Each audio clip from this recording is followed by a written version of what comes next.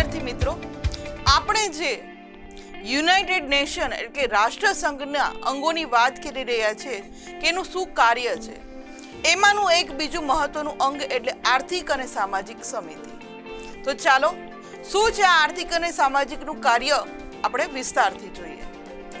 આર્થિક અને સામાજિક સમિતિ છે, આ સમિતિને ઇકોશોક પણ કહેવામાં આવે છે. વિદ્યાર્થી મિત્રો, પરીક્ષામાં અવારનવાર આ પ્રશ્ન પૂછે છે કે ઇકોશોક એટલે શું, તો આપણો પ્રશ્નનો જવાબ હોવો જોઈએ આર્થિક અને સામાજિક સમિતિ એટલે ઇકોશોક સમિતિ.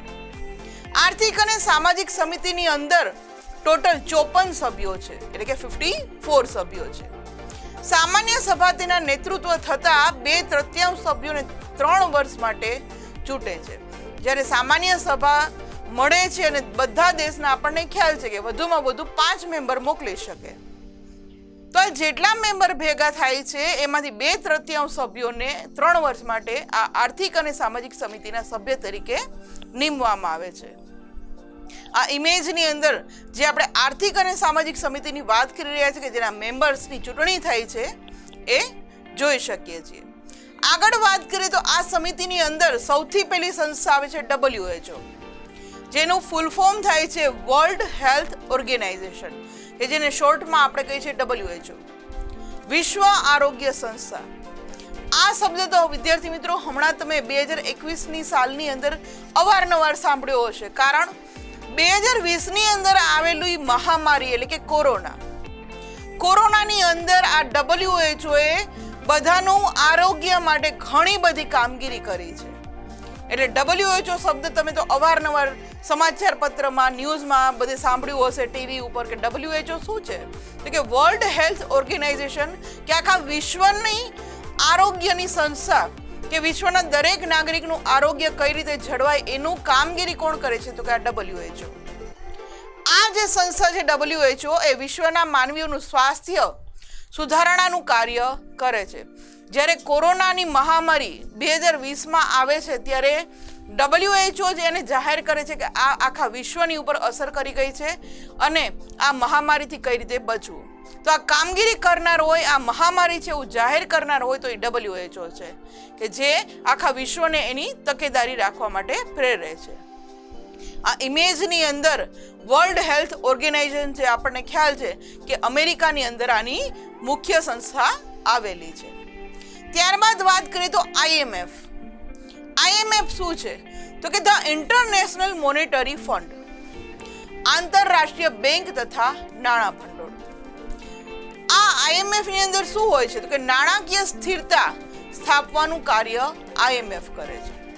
ત્યારબાદ આ ઇમેજની અંદર જે આપણે IMF ની વાત કરીએ છીએ કે જેની અંદર દરેક દેશનું ભંડોળ રહેલું હોય છે અને જ્યારે કોઈ આપત્તિ આવી પડે છે ત્યારે IMF માંથી નાણાંની સહાય પૂરી પાડવામાં આવે છે. ત્યારબાદ FAO. વિદ્યાર્થી મિત્રો, આની જે એક બીજી સમિતિ એટલે FAO નું ફૂલ ફોર્મ જોઈએ તો the Food and Agriculture Organisation, કે જેને ગુજરાતીમાં આપણે આંતરરાષ્ટ્રીય ખાદ્ય અને કૃષિ સંસ્થા કહીએ છીએ. આ સંસ્થાનું શું કાર્ય છે તો કે આ સંસ્થા છે એ ખેત પેદાશો, જંગલો, માછલીઓનું ઉત્પાદન વધારવા અને પોષણનું ધોરણ ઊંચું લાવવામાં સહાય કરે છે. આ FAO સંસ્થા છે એ આપણે જે ખોરાક ખાઈએ છીએ ખોરાક છે એ પોષણયુક્ત હોય, વધારે ને વધારે આપણને પોષણ મળે એવી કામગીરી પણ આ FAO સંસ્થા દ્વારા કરવામાં આવે છે. ખેત પેદાશો, ખેતરની અંદર ઓછી મહેનતે કઈ રીતે વધુ પાક મેળવવો એ માટેની જે કામગીરી છે એ FAO દ્વારા કરવામાં આવે છે. જંગલોનો નાશ ન થાય, જંગલોને સાચવવામાં આવે, જંગલની જે પેદાશો છે એનો વધુમાં વધુ ઉપયોગ થાય એ માટેની કામગીરી પણ આ ફૂડ એન્ડ એગ્રીકલ્ચર ઓર્ગેનાઇઝેશન દ્વારા કરવામાં આવે છે. ત્યારબાદ આપણને ખ્યાલ છે કે વિશ્વના ઘણા દેશોની અંદર હવે માછલીઓનો ખોરાક તરીકે દવામાં ઘણી જગ્યાએ માછલીનો ઉપયોગ થાય છે. તો હવે આપણે જો આ માછલીને દિવસે ને દિવસે મારતા જશું તો એક દિવસ એવો આવશે કે માછલી નહીં મળે. તો હવે આ સંસ્થા દ્વારા શું કરવામાં આવે છે કે માછલીનું ઉત્પાદન કઈ રીતે વધારવું એની કામગીરી પણ આ FAO દ્વારા કરવામાં આવે છે. અને આપણે જે ખોરાક ખાઈએ છીએ ખોરાકમાંથી આપણને વધારેમાં વધારે પોષણ મળે એની કામગીરી પણ આ ફાઓ દ્વારા કરવામાં આવે છે. એટલા માટે જેમ કહીએ કે આ ફાઓ છે એટલે કે આંતરરાષ્ટ્રીય ખાદ્ય અને કૃષિ સંસ્થા છે એ આપણા માટે ખેત પેદાશ કઈ રીતે વધુ મળી જાય, કારણ કે દિવસે ને દિવસે આપણને ખ્યાલ છે કે આ દુનિયા ઉપર વસ્તી વધતી જાય છે. વસ્તી વધે છે પણ દુનિયાની જે જમીન છે, સંપત્તિ છે, એ તો એટલી ને એટલી છે. તો હવે માણસ પાસે ફક્ત એટલું જ છે કે આમાંથી વધુ ને વધુ કઈ રીતે ઉત્પાદન વધારવું એ માટેની કામગીરી છે આ ફાઓ દ્વારા કરવામાં આવે છે. આ ઇમેજની અંદર જે આપણે ફાઓ સંસ્થાની વાત કરીએ છીએ કે જે સમિતિમાં દુનિયાના એગ્રીકલ્ચરને લગતા ઘણા બધી મહાનુભાવો અહીંયા મળે છે અને કઈ રીતે કામગીરી આગળ ધપાવી કે જેથી લોકોને સારું અને પોષણયુક્ત ખોરાક મળે એની કામગીરી કરવામાં આવે છે. ત્યારબાદ આઈએલઓ શું છે તો કે ઇન્ટરનેશનલ લેબર ઓર્ગેનાઇઝેશન, કે જેને આપણે આંતરરાષ્ટ્રીય મજદૂર સંસ્થા તરીકે પણ ઓળખીએ છીએ. તો આઈએલઓની વાત કરીએ આપણે તો વિશ્વના જે મજદૂરો છે કે જે કારખાની અંદર કામ કરે છે, કોઈ દુકાનની અંદર કામ કરે છે, કોઈ બીજી સંસ્થાની અંદર કામ કરે છે, તો આ મજદૂરને પણ એક હક મળવો જોઈએ, ન્યાય મળવો જોઈએ, એનું કાર્ય છે આ આઈએલઓ દ્વારા કરવામાં આવે છે. આ મજદૂર સંસ્થા છે એ મજદૂરોના હક માટે કામગીરી કરે છે કે દરેક મજૂરને ફક્ત 8 કલાકનું જ કામ કરાવવામાં આવે. ત્યારબાદ તો કે એ જેટલું કામ કરે છે સામે એટલું એને વળતર મળવું જોઈએ, કામના કલાકો પ્રમાણે વળતર મળવું જોઈએ. એની કામગીરી પણ આંતરરાષ્ટ્રીય મજદૂર સંસ્થા દ્વારા કરવામાં આવે છે. જ્યારે કોઈ નોકરનું એટલે કે આ મજદૂરનું શોષણ થાય છે તો એને ન્યાય આપવાનું કાર્ય પણ આ આંતરરાષ્ટ્રીય મજદૂર સંસ્થા કરે છે.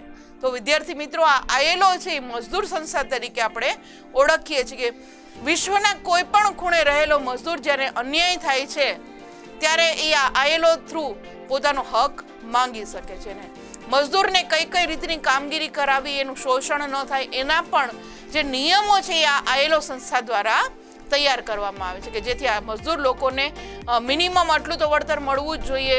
ત્યારબાદ આટલા જ કલાકની કામગીરી દેવી જોઈએ. કોઈ જોખમના સ્થળે જો એ કામ કરે છે, જેવી રીતે કે કોઈ ખાણની અંદર કોલસાની ખાણ હોય, લોખંડની ખાણ હોય, ધાતુઓ બહાર કાઢવાનું કોઈ કામ, આ જોખમરૂપ કામ છે. તો આ જોખમરૂપ કામની અંદર કામ કરતા મજદૂરોને અમુક પ્રોટેક્શન આપવાનું કામ પણ આ આઈએલઓ દ્વારા કરવામાં આવે છે. આ ઇમેજની અંદર જે આપણે આંતરરાષ્ટ્રીય મજદૂર સંઘની વાત કરી રહ્યા છે એના પિક્ચર જોઈ શકીએ છીએ. ત્યારબાદ આવે છે યુનિસેફ. વિદ્યાર્થી મિત્રો, યુનિસેફનું તો નામ તમે અવારનવાર સાંભળ્યું જ હશે, કારણ કે બાળકોની એક સંસ્થા છે, બાળકો માટેનું એક ભંડોળ છે. યુનિસેફ દ્વારા ઘણી બધી બાળકો માટેની કામગીરી કરવામાં આવે છે. તો યુનિસેફનું પહેલા ફૂલ ફોર્મ જોઈએ તો શું છે એનું, તો કે યુનાઇટેડ નેશન્સ ચિલ્ડ્રન ફંડ. યુનિસેફનું આખું નામ આપણે યાદ રાખીએ તો યુનાઇટેડ નેશન્સ ચિલ્ડ્રન્સ ફંડ. બાળકો માટેનું આકસ્મિક મદદ ભંડોળ. બાળકોને કોઈ એવી જરૂરિયાત પડે, આપણને ખ્યાલ છે કે ઘણી બધી ગવર્મેન્ટ થ્રુ હવે તો બાળકોના સ્વાસ્થ્ય સુધારણા માટે આંગણવાડી એટલે કે પ્રેપ સેક્શનથી લઈ અને બાળક મધ્યાહન ભોજન જે સંસ્થા છે ત્યાં સુધીની કામગીરી કરે છે. તો આ કોણ કરાવે છે? યુનિસેફ દ્વારા થાય છે. એ યુનિસેફ દ્વારા નક્કી કરવામાં આવે છે કે જે ગરીબ માણસોના બાળકો છે સ્કૂલે નથી આવતા, તો એને સારું પોષણ નથી મળતું, તો એ લોકોને સારું પોષણયુક્ત ખોરાક મળવો જોઈએ. કામગીરી કોણ કરે છે? યુનિસેફ કરે છે. એ ઉપરાંત બાળકોને જે જરૂરી વિટામિન્સ છે એ માટેની જે દવા છે એ આપવામાં આવે છે, એ પણ કોના દ્વારા આપવામાં છે? આ યુનિસેફ દ્વારા આપવામાં આવે છે. વિશ્વના બાળકોનું સ્વાસ્થ્ય સુધારવા અને પૌષ્ટિક ખોરાક, શિક્ષણ અને બાળ કલ્યાણની પ્રવૃત્તિઓ આ યુનિસેફ દ્વારા કરવામાં આવે છે કે વિશ્વના દરેક બાળકને એક તો પૌષ્ટિક ખોરાક મળવો જોઈએ, એનો હક છે. શિક્ષણ મળવું જોઈએ, કારણ કે હવે આપણને ખ્યાલ છે કે દરેક બાળકને શિક્ષણ આપવું, મેળવવું એ પણ એનો હક છે. શિક્ષણ આપવું પ્લસ બાળ કલ્યાણની પ્રવૃત્તિઓ કે બાળકનું કલ્યાણ વધારેમાં વધારે કઈ રીતે સારી રીતે થઈ શકે એની જે કાંઈ પ્રવૃત્તિઓ છે એ બધી આ યુનિસેફ દ્વારા કરવામાં આવે છે. આ ઇમેજની અંદર જે આપણે યુનિસેફનો લોગો છે અને યુનિસેફ દ્વારા જે વિશ્વના ગરીબ બાળકો માટે કામગીરી થાય છે એ જોઈ શકીએ છીએ. ત્યારબાદની સંસ્થા આવે છે યુનેસ્કો. યુનેસ્કોનું ફૂલ ફોર્મ જોઈએ વિદ્યાર્થી મિત્રો તો United Nations Educational Scientific and Cultural Organisation, કે જેને ગુજરાતીમાં આપણે કહીએ છીએ સંયુક્ત રાષ્ટ્ર શૈક્ષણિક, વૈજ્ઞાનિક અને સાંસ્કૃતિક સંગઠન. આપણે જ્યારે 8મા 7મામાં ભણતા હતા ત્યારે આપણે ઘણીવાર વિદ્યાર્થી મિત્રો સાંભળ્યું છે કે આપણે પાટણની વાવ છે, અમદાવાદ સિટી છે, આ બધાને યુનેસ્કો દ્વારા વર્લ્ડ હેરિટેજ સાઇટમાં મૂકવામાં આવ્યું. શા માટે? કારણ કે આ સંસ્થા દ્વારા સાંસ્કૃતિક જે કંઈ વસ્તુઓ છે એનું જતન કરવાની કામગીરી કોણ કરે છે? તો કે આ યુનેસ્કો કરે છે. ચાલો એની વધુ માહિતી મેળવીએ. તો કે આ યુનેસ્કો છે એ નિરક્ષરતા નિવારણ, શિક્ષણ દ્વારા માનવીનું જીવન ધોરણ ઊંચું લાવવું, કે માણસ શિક્ષણ મેળવશે તો એને ખબર પડશે કે શું સારું છે ને શું ખરાબ છે. સારા નરસાની ખરાબ જે આવડત છે એ શિક્ષણ દ્વારા માણસને ખબર પડશે કે મારા માટે શું સારું છે ને શું ખરાબ છે. નિરક્ષર કોઈ માણસ ન હોવો જોઈએ, કારણ કે હવે આપણને ખ્યાલ છે કે ટેકનોલોજીનો જમાનો આવી ગયો છે. હવે કોઈ આપણને નિરક્ષર માણસ ન જોવા મળે એ માટે યુનેસ્કો છે ઘણી કામગીરી કરે છે. શિક્ષણ, વિજ્ઞાન અને સાંસ્કૃતિક સાધનો દ્વારા રાષ્ટ્રો વચ્ચે સહકાર વધારવાનું કાર્ય પણ આ યુનેસ્કો દ્વારા થાય છે. આપણને ખ્યાલ છે કે યુનેસ્કો દ્વારા ઘણી સંસ્થાઓ વિદેશના જે વિદ્યાર્થી છે એ આપણા દેશમાં ભણવા માટે આવે છે, આપણા દેશના વિદેશની અંદર ભણવામાં જાય છે. તો આ સિલેક્શન જે કંઈ કામગીરી કરે છે એ યુનેસ્કો દ્વારા કરવામાં આવે છે. ત્યારબાદ આ ઇમેજની અંદર આપણે વાત કરીએ કે જે યુનેસ્કોની વાત કરીએ છીએ કે અલગ અલગ દેશના લોકો ત્યાં બેસે છે અને આ સભ્યો છે એ સભ્ય રાષ્ટ્રો નક્કી કરે છે કે કયા દેશની સંસ્કૃતિ છે એ ખૂબ જ જૂની છે કે જેને જાળવવાની જરૂર છે.